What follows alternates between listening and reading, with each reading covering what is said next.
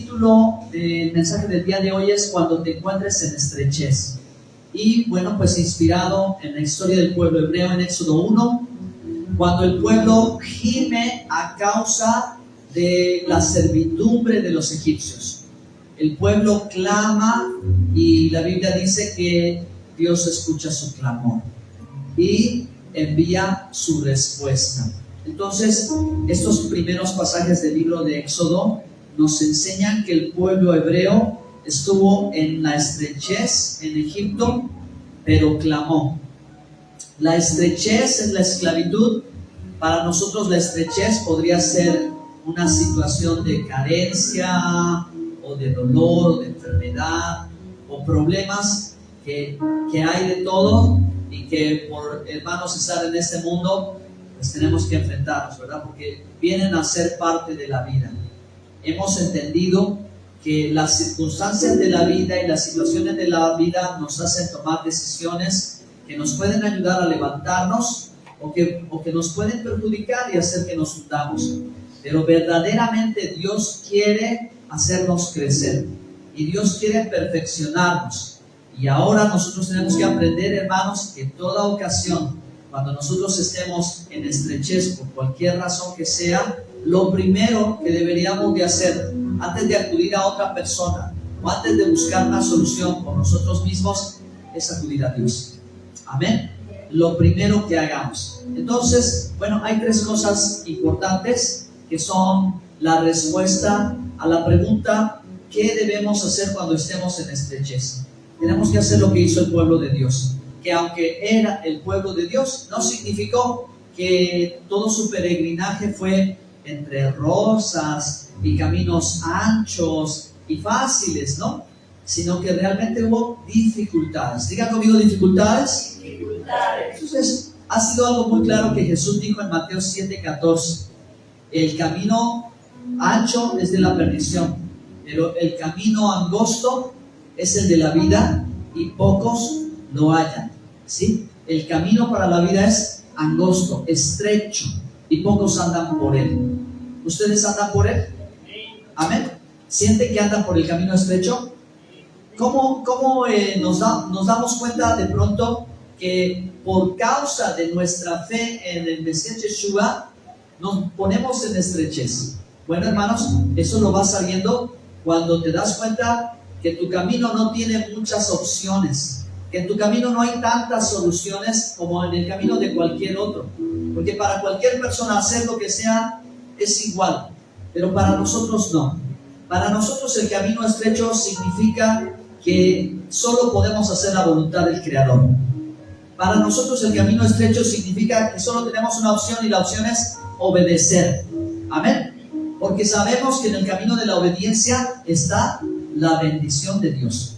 Y que bueno, es una condición de la que Jesús de por sí ya nos había dicho que por causa de Él tendríamos que enfrentar circunstancias o situaciones. Cuando las situaciones vienen por eso, qué bueno. Pero aún a pesar de que como seres humanos nosotros cometiéramos algún pecado, cometiéramos algún error, no lo sé, está bien. Porque bien dicen que mientras pasamos la necesidad, nosotros acudimos a Dios y nos tomamos de su mano. ¿Y qué pasa cuando no estamos en estrechez? ¿Qué pasa cuando estamos en abundancia, cuando todo parece que está bien?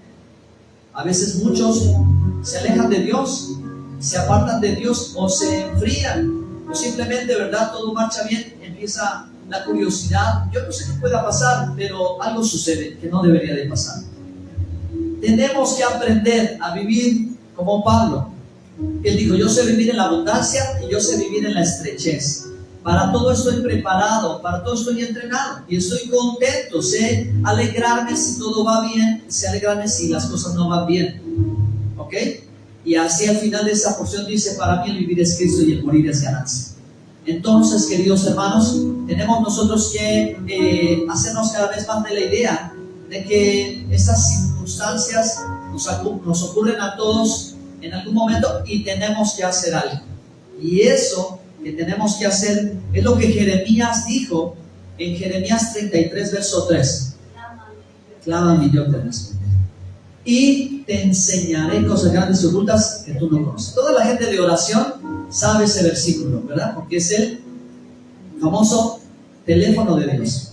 Clama a mí y yo te responderé. El pueblo hebreo en su esclavitud clamó al Creador y el Creador le respondió y le enseñó. Y eso es lo que yo quiero enfatizar ahorita mientras vamos a relatar estos pasajes de la Biblia, como aún a pesar de que no solo Dios los liberó, sino los adoptó como hijos, los tomó como su pueblo, porque es su pueblo, pero los educó. A eso me refiero. Los educó cuando al inicio de su clamor, con la llegada de las plagas, ¿verdad? Los juicios de Dios ahí, ellos los pasaron, y al final, en la última plaga, Dios les dio o les enseñó a sacrificar el cordero de la Pascua, en Pesaj. Y en la fiesta de Pesaj hay 4 cosas que recordamos que Dios declaró en Éxodo 6 acerca de lo que Él haría como respuesta al clamor del pueblo de Israel. Amén. Entonces, bueno, ¿qué es lo que debemos hacer cuando estamos en la estrechez? Número 1, clamar a Dios. Clamar a Dios es más que solamente poder platicar con Dios o hablarle y decirle lo que te está pasando. No sé cuántos de ustedes han tenido esa experiencia. Yo sí la he tenido y ha sido algo muy liberador para mí. El poder tener la capacidad de ir más allá de mí mismo y de saber que puedo, ¿verdad?, alzar mi voz, que puedo gritar con desesperación, aunque a veces no es comprensible para todos. Pero lo que les quiero decir es, ¿qué es el clamor? El clamor no solamente van a resultar palabras, peticiones. El clamor quiere decir que está llevado a otro nivel. Sí, y esto es algo tan bonito de la oración que uno debe de aprender. En verdad que sí. Esa ha sido como una lección para mí, porque el clamor es una forma de desahogo. El clamor es una forma de, en verdad, buscar llamar la atención, querer llamar la atención de Dios. No sé si en tu vida has clamado alguna vez cuando no ha sido suficiente solo que dobles tu rodilla y trates de hablar, cuando la angustia te sale desde adentro de ti y no te puedes contener porque tienes una necesidad tan real que tú tienes que exponérsela a Dios. Y la gente de intercesión esto lo sabe y sabe que funciona, porque el clamor siempre funciona. Y dígame, las hermanas que son mamás, ¿verdad?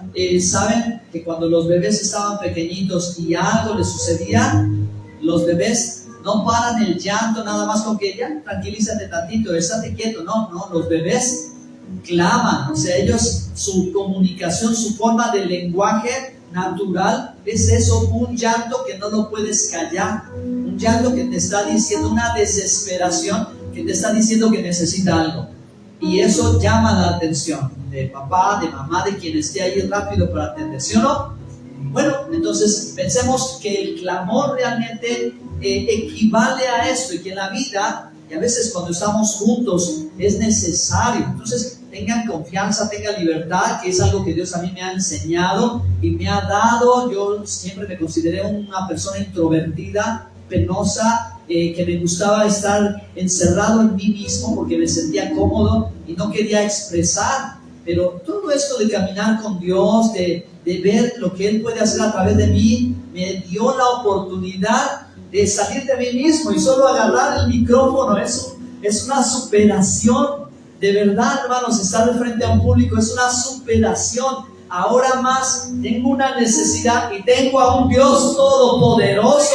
¿Cómo no voy a llamar su atención? ¿Cómo no le voy a decir? Y yo dije, claro, a mí, yo en mis situaciones, yo de verdad abro mi corazón a Dios y no me preocupo por el entorno. Confío nada más en que sé que eso es lo que yo tengo que hacer, y lo he hecho, hermanos. Yo en mi intimidad con Dios, pero también estando aquí en la congregación en otro lugar. Y es una experiencia hermosa, porque es el poder salir de ti y el poder verte y escucharte y decirte a ti mismo, wow, ahora sí oré, ahora sí clamé. Porque otras veces uno ora así, ya te estás durmiendo, hermano, no estás orando. te estás durmiendo, te estás cayendo, sabes y dices, no oré como tenía que orar. Pero si te encuentras en la estrechez, no dudes, hermano, en levantar tu voz, que Dios escuchó al pueblo de Israel y Dios te escuchará a ti. Amén. Un aplauso con el Señor, aleluya. Amén, amén. Ahora, hablando acerca del clamor y la historia bíblica, el pueblo hebreo clamó, llegó Moisés confrontó a Faraón, le dijo, deja salir a mi pueblo para que me adore, lo que significa libertad, porque solo los libres pueden adorar a Dios. Los que están en esclavitud no pueden adorar a Dios, los que son libres pueden adorar a Dios. Bueno, pero la respuesta no llegó inmediatamente porque llegaron las plagas y las cosas se complicaron para todos y también para el pueblo de Dios. ¿Qué significa esto, hermanos? Significa lo que mucha gente también cuando por primera vez comienza las cosas de Dios, ¿qué dice? Ay, desde que voy al templo tengo más problemas. Ay, desde que voy al templo esto, desde que busco a Dios. Bueno, es que aquí hay una clave y está escrita en esta historia. El pueblo hebreo no fue liberado en la primera plaga, fue liberado en la 10ª plaga. Ahora hubo un momento en que no compartió, ¿verdad?, también las plagas con el pueblo egipcio. Dios hizo la diferencia. Cuando Dios hace la diferencia, santifica, ¿ok? Eso es santificar, apartar. Dios hace diferencia. Si Dios alguna vez que tú oraste, clamaste, hablaste con Él y Él te respondió, Él ya hizo una diferencia para ti, que quiere decir que tú le importas, ¿de acuerdo? Que tú le importas y que Él te pudo escuchar y te respondió. Yo creo que esa es la razón por la que estamos aquí. Amén. Bueno, pero el pueblo no recibió la respuesta inmediata, al contrario, le vinieron más problemas. Entonces, hermano, hubo un punto, obviamente que hubo un momento en que ahora la respuesta de Dios fue clara, porque como dijo alguien por allí, Dios no se adelanta ni se atrasa, Dios siempre llega a tiempo. Amén. Nunca va a llegar tarde a tu necesidad, nunca va a llegar tarde. Él va a llegar en el momento exacto y justo y preciso, cuando tú en verdad lo necesitas. Así que, hermano, tengan confianza. Clamar siempre funciona. El clamor a Dios siempre funciona. Y no dejemos esto para el final. Al contrario, hermano, siempre Dios primero. Antes que recurramos al médico o al psicólogo, a la persona que tú quieras, al vecino, al amigo, al compadre, o a lo mejor ya no al compadre, ¿verdad? Pero alguien, pues acude a Dios. Primero acude a Dios. Amén. ¿Qué es lo que va a pasar? Él va a contestar. Que si tú clamas, Él contesta. Pero el que no habla, Dios no lo oye, dice, ¿verdad? El que no habla, Dios no lo oye. Entonces, por eso es que hay que hablar y decirle a Dios que si lo hacemos, Él nos va a contestar. Y Él va a contestar de una manera sorprendente. Digan conmigo, sorprendente. Sí, Dios va a ir más allá de lo que nosotros tengamos alcance. Porque yo creo, hermanos, que ustedes saben que Dios es un Dios de pactos. Amén. Y Dios es un Dios de propósito. ¿Ok? Entonces, en el propósito de Dios hay muchas cosas que nosotros desconocemos. Que Dios de pronto nos lleva a cierta estrechez por algo. No nos lleva solo porque sí, sino nos lleva por el propósito suyo.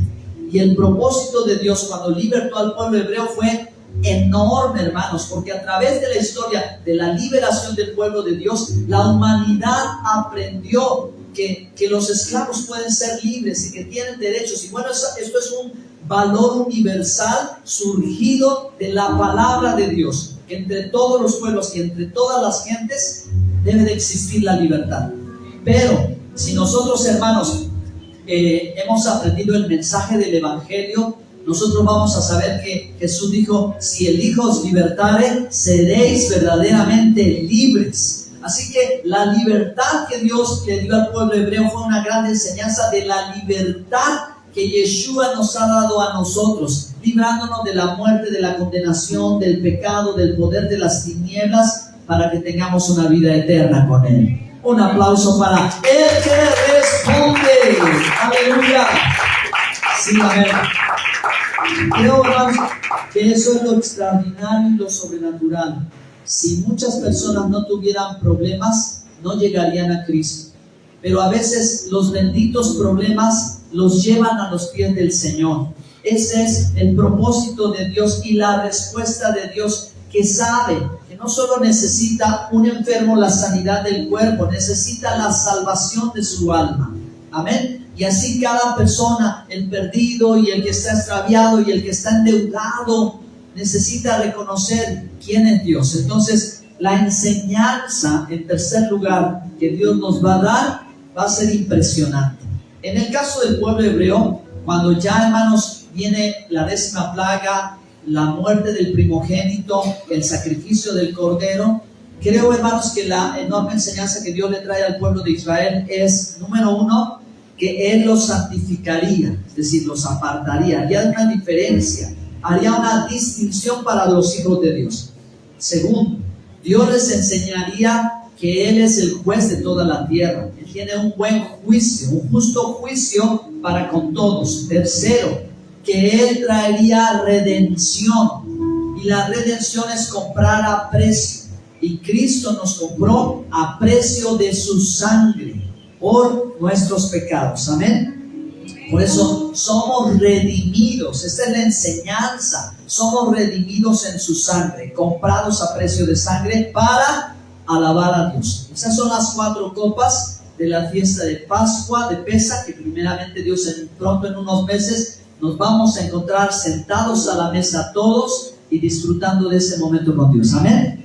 Es la enseñanza del pueblo hebreo, porque cuando sale Dios le dice a Moisés que hagan esto, y de aquí año con año lo vuelven a recordar. La libertad que Dios le dio al pueblo de Israel a través de Moisés, y la libertad que Dios nos ha dado a nosotros a través de Yeshua el Mesías. Amén.